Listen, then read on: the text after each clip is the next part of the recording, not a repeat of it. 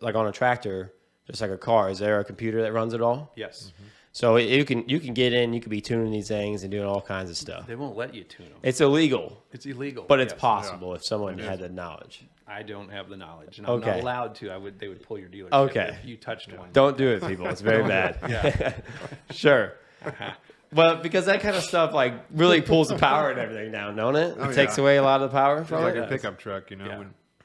Yeah, because that's like the big thing on a diesel pickup truck. You start deleting this stuff, Yeah, and then all of a sudden you get all this crazy power out of it. Same thing with these tractors. Yeah. Yeah. But I've seen now they have tractors that can basically run themselves, right? Yeah. They do. To an extent. To an extent, yeah. They have tractors that'll drive themselves.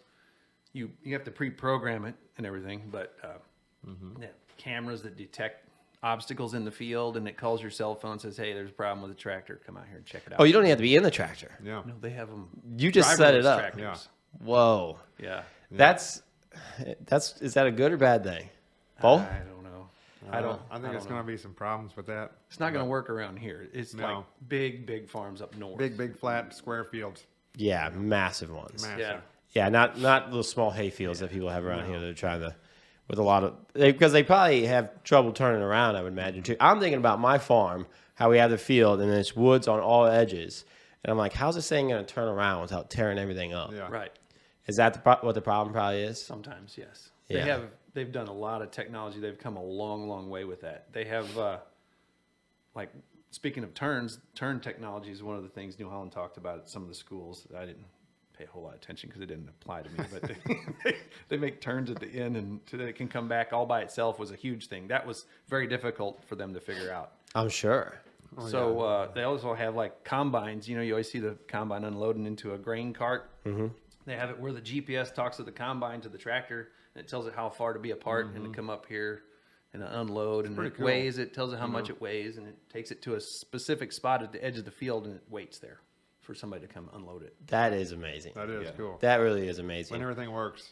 Yeah, when everything works. It works. Yeah. How long has that technology been around now? Several years, but Yeah. it's getting better and better. It's getting better by leaps and bounds every day. They're Really? just working on it tremendously. I'm sure that's going to help a lot of people make a lot more money, though.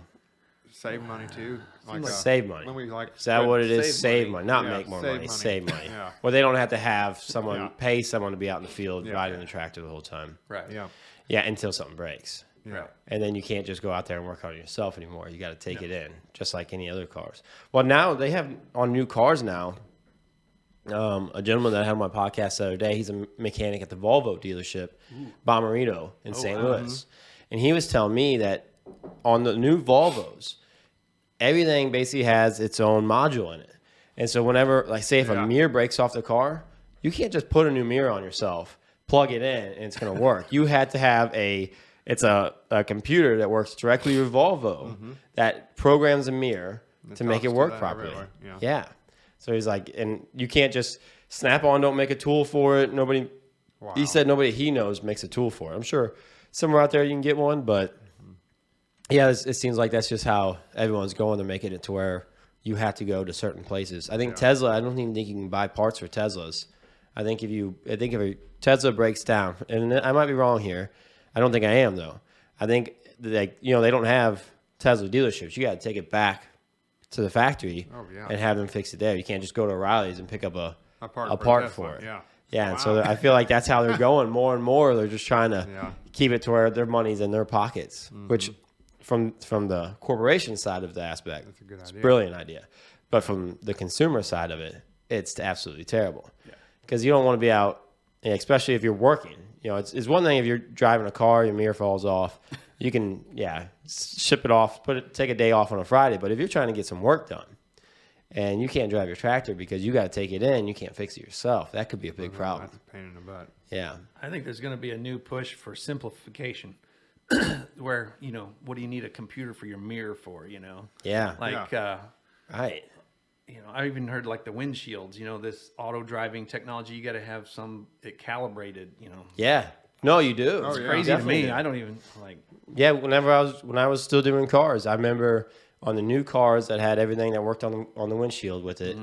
You put it in, and I remember the car because you could take a windshield out, a broken windshield out, put a new one in, in about an hour and a half. Yeah. Ready to go.